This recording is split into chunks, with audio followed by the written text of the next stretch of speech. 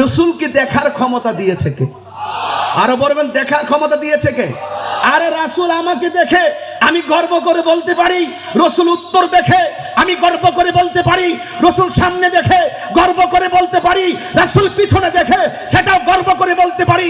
আজকে যারা আল্লাহর হাবিবকে হাজির নাজির মানতে চাই না, তাদেরকে দায়িত্বহীন কণ্ঠে বলতে চাই, আরে রসুল সামনে কি দেখবে, আরে রসুল পিছনে কি দেখবে?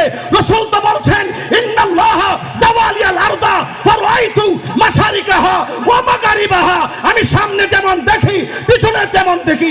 দেখতে দেখতে এখানে সীমাবদ্ধ নয়, রাসূল বলছেন রাইতু রাব্বি আযজা ওয়া জাল্লা ফি আহসানি সূরাতি। চিৎকার মেরে কোন সুবহানাল্লাহ। আমার নবী আশিকের ভিতরে কথা জানার ক্ষমতা আছে না নাই? আমার নবী আমার বাবাকে চিনার ক্ষমতা আছে না নাই? আমার রাসূল আমার দাদাকে চিনার ক্ষমতা আছে না নাই? আরে তিনি তো সেই